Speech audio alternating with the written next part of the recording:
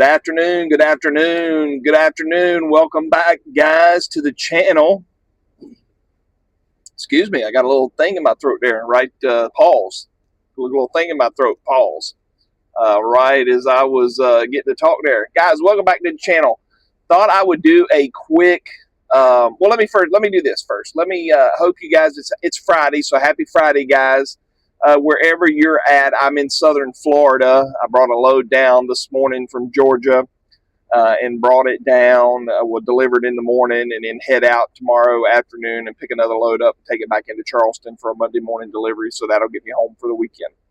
Hope you guys, wherever you're at, whether you're driving, whether you're parked for the weekend, doing your reset, or whether you're working, working or at home, I hope you guys have a good weekend. And I hope you have a safe weekend. With that being said, wanted to do a little quick video of my 30 days. I think that they sent me a phone call or something about a week ago. It's been 30 days here on back with Swift. If you guys remember, I was with Swift for about 3 months prior last year. Then went and worked a local gig for about a year. I'm back with Swift now. And I wanted to do a 30-day follow-up. I'll probably do another one at 60, another one at 90, and then maybe a 6-month one. But wanted to give you guys a little bit of a follow-up, tell you how it's going over here, some of the issues I've run into, things like that, and just do a quick, a quick touch base with you and let you know how things are going over here. If you guys will, please like, follow, comment, subscribe, all that social media stuff everybody always asks you. I'm going to do the same thing. And I will ask you guys to go over and watch my my money news and load board. I don't have any load board requests, guys. I can't show you the load board and do any if you guys don't request. So by all means, go over there and check me out. Give me a like or a follow over there as well. Those are on YouTube, and I'll post them here to Facebook. But let's just jump right into it, guys. 30 days back.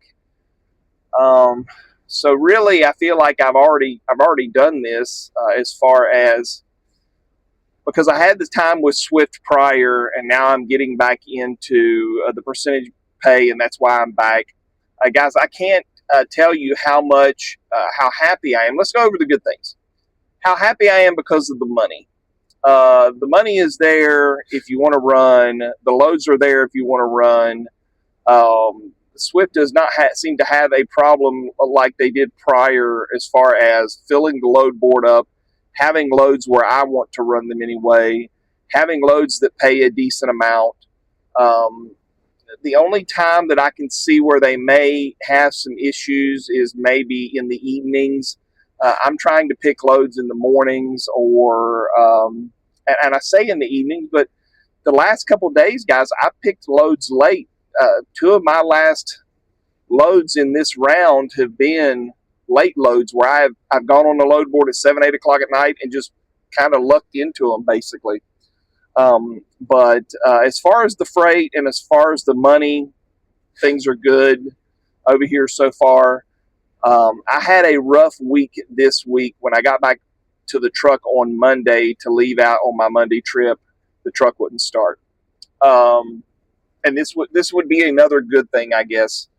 Truck wouldn't start. I called breakdown. They sent somebody right out. It was the batteries. Sent somebody out. They tested all 4 batteries. 2 of them I think were bad. 2 of them showed good. Replaced the batteries. To my knowledge, as of yet, I don't know what's going to happen with the bill as far as is that if with the batteries being two dead batteries or 2 bad batteries, breakdown said they might be able to get the warranty on the batteries since it's just a 2-year-old truck. I don't know, but they're following through with all that. To date, I don't know anything about the bill or anything like that. Who's going to pay it? I've got some money in my maintenance account, which is a good thing.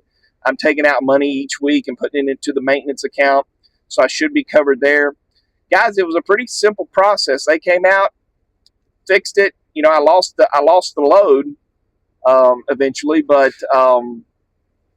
if you're wanting to get into and you have this battle with whether you should go out and buy a truck and pay cash for it, or you should do a lease purchase or a lease option or something like that. Guys, that's one of the things I talk about here with doing what's best for you and what's best for your company or the company you start and what's best for you and your family. When I was with Landstar, I went out and bought a truck. I ran for Landstar. If I ever had any issue, Landstar would come and help me out. If I needed help paying for it, Landstar would take it out of my check a little bit at a time, whatever I needed. And when I was with Mercer, a totally different system over there. They didn't care if you got help. They had nobody to help you. They didn't care if you broke down and you didn't have a way to pay for it. They just didn't care. All they worried about was getting their freight to the place, and it wasn't even. I even question what's the point in even being with a company like Mercer where there is no like, you scratch my back, I scratch yours, basically, kind of help the driver along, that kind of thing, like I was used to with Landstar. 3 months over here last year with Swift, I didn't really have anything happen per se to sort of feel them out that way, but I can't go on and on about how good it was to be able to call somebody. I had an issue. I was able to call somebody. They helped me get it resolved.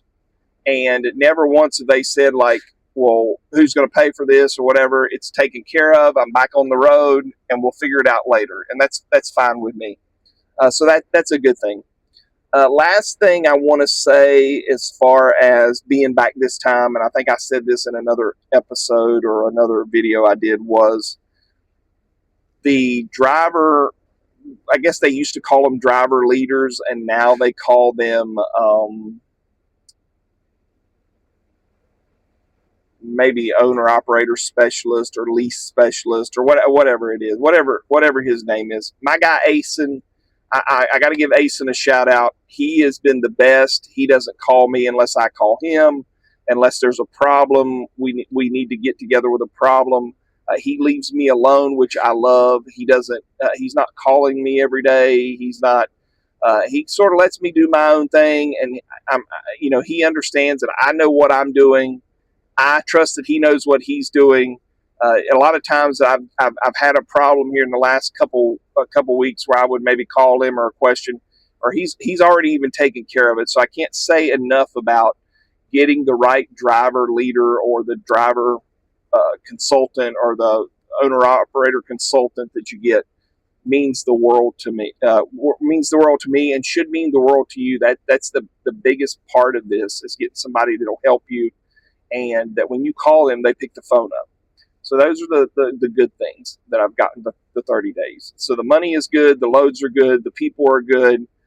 Michelle over in the Greer terminal, she's great. If you guys have any questions or anything, I'll try to link her information into the comments or into the description. But yeah, everything's been good so far, so good. Like I said, the only bad thing was on Monday I had a breakdown.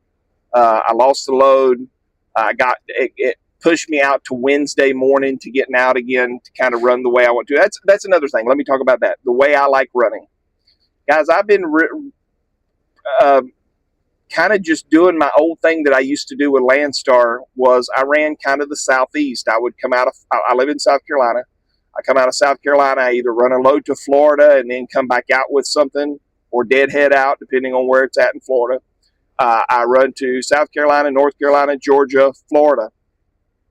And guys, that's basically what I've been doing. I usually try to run a triangle or a square type thing, go out, get something, go a little bit further, and then get something back, or go out and back was something I used to do with Landstar a lot. I would pick a load up out of South Carolina, run it to Florida, and then come back, that kind of thing. And that's kind of what I've done this week.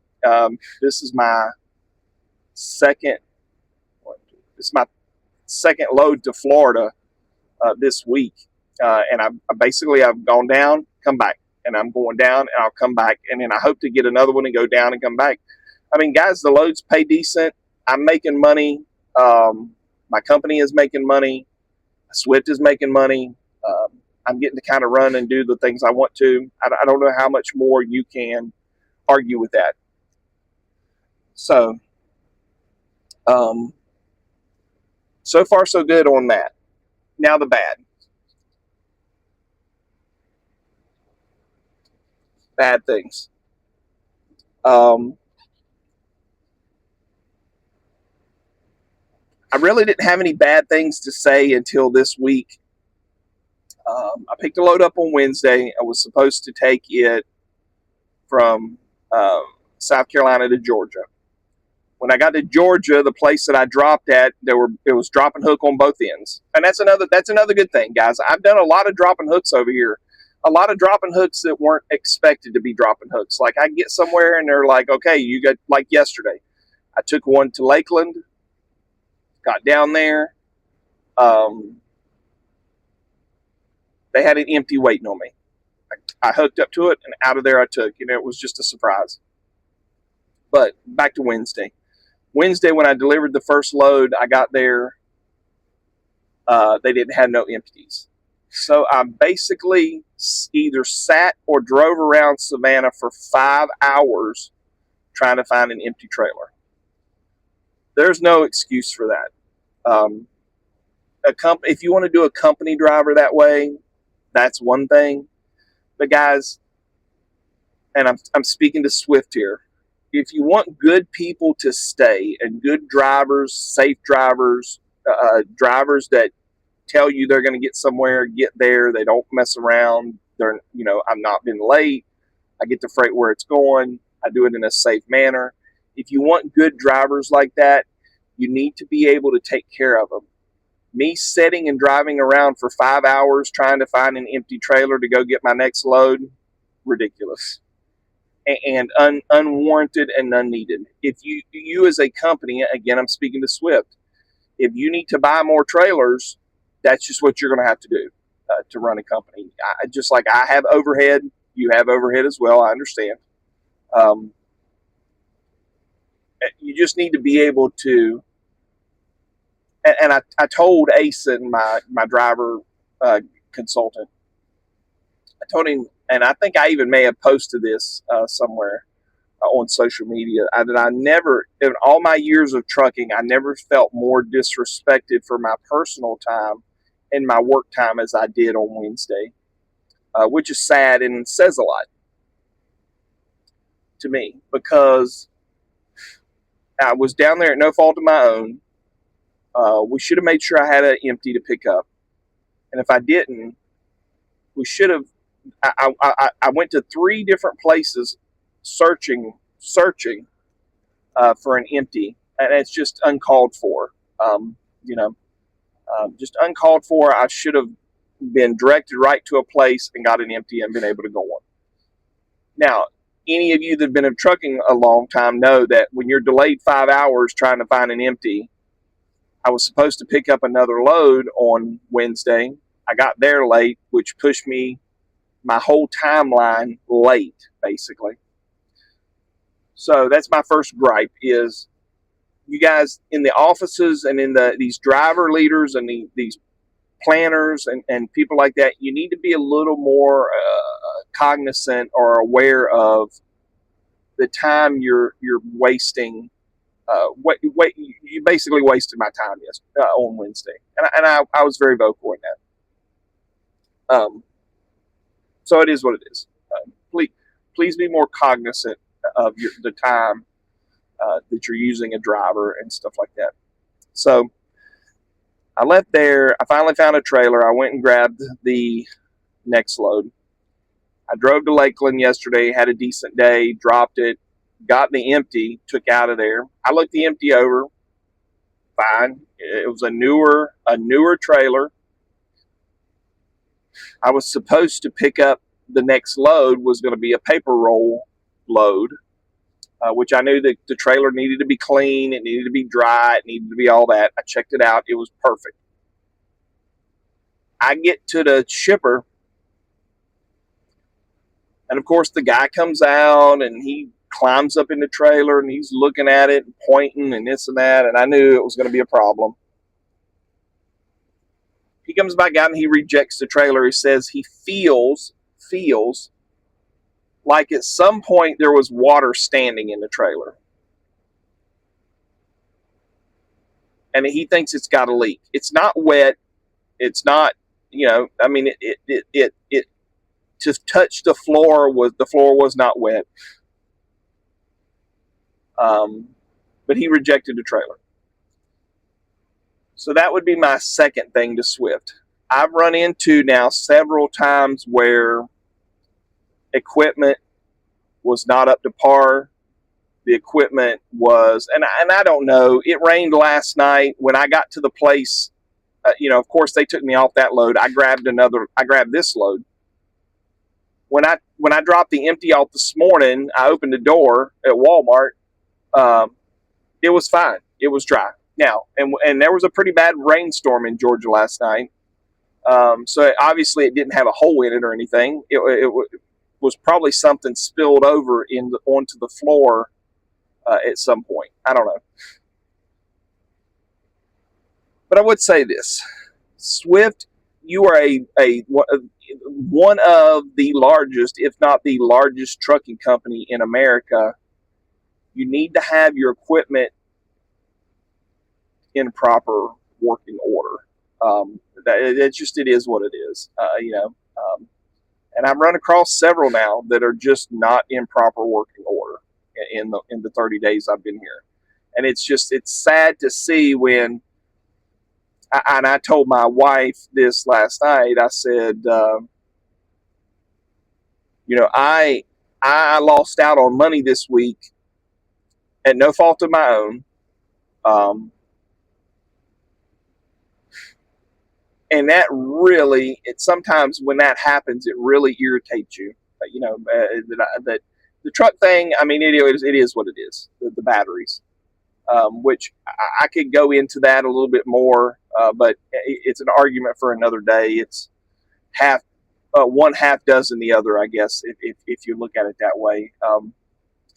But the way, having me go 4 or 5 different places on a Wednesday searching for a trailer, and then getting somewhere yesterday and the guy rejecting another trailer, I don't know, man. It just seems like Swift needs to do a little bit better with their equipment and how they're dispatching and how they're utilizing the time of the driver, especially a lease driver or a non-company driver.